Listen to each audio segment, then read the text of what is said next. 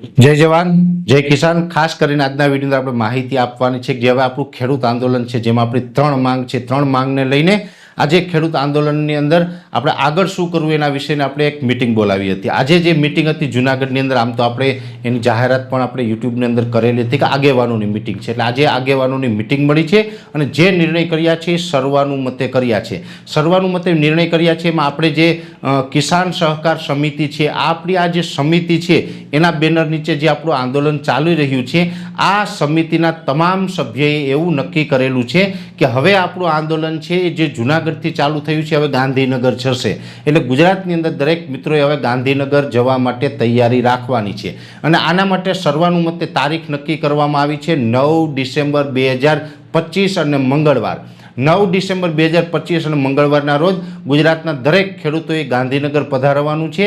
ત્યાં આપણે સવારે 10 વાગે આવવાનું છે। હવે આપણે જે આપણી વાત છે એ મુખ્યમંત્રી અને કૃષિ મંત્રી આને રૂબરૂ આપણે આ રજૂઆત છે એ કરવાની છે, કેમ કે આપણે 10 નવેમ્બરના રોજ જે વાત કરી હતી આપણે જૂનાગઢ કલેક્ટર કચેરીએ અલ્ટિમેટમ આપેલું હતું, પણ હવે એ નહીં, હવે આપણે જવાનું છે ગાંધીનગર। ડાયરેક્ટ આપણે મુખ્યમંત્રી અને કૃષિ મંત્રીને મળીને આપણી જે વાત છે એને રજૂ કરીને આપણી માંગ પૂરી કરાવવાની છે। બીજી વાત એ છે કે થોડાક આપણે અગત્યના નિર્ણય પણ આમાં લીધેલા છે।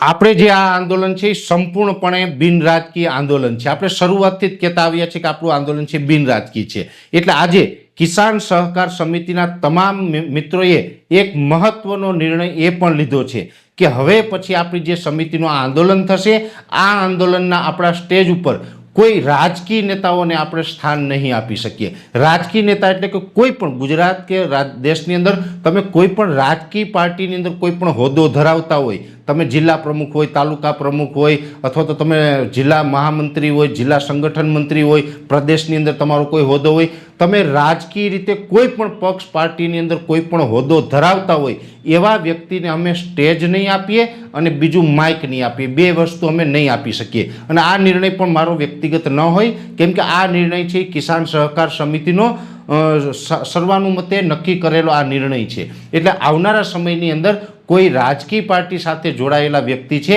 એ આપણા સ્ટેજ ઉપર તમને જોવા નહીં મળે। સ્ટેજ ઉપર હશે તમામ કિસાન સહકાર સમિતિના સભ્ય અને સાથે સાથે તમામ ખેડૂતો હશે, ખેડૂત આગેવાનો હશે, એટલે બિલકુલ બિન રાજકીય રીતે આંદોલન છે એ હવે ગાંધીનગર જવાનું છે અને આ આંદોલનની અંદર મોટી સંખ્યામાં ખેડૂત આગેવાનો અને ખેડૂતો છે ગુજરાતભરની અંદરથી પધારશે।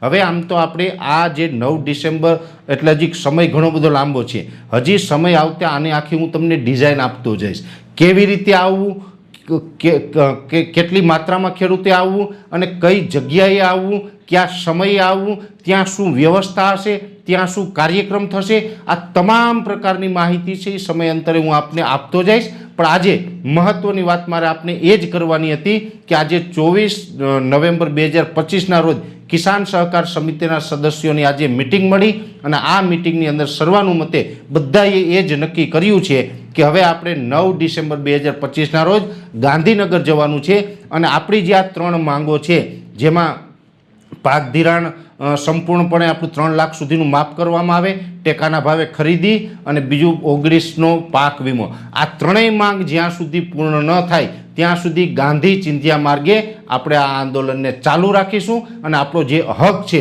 આપણો અધિકાર છે એ લઈને જંપીશું। વિશેષ માહિતી છે નેક્સ્ટ વિડીયોમાં આપવામાં આવશે। અત્યારે આ વિડીયોની અંદર એટલું જ। દરેક મિત્રોએ વિડીયોને લાઇક આપીને દરેક ગ્રુપમાં શેર કરી દેવો। યુટ્યુબ ઉપર જોઈ રહ્યા હોય તો ચેનલને સબસ્ક્રાઈબ કરજો અને ફેસબુક પેજને ફોલો કરજો। નમસ્કાર।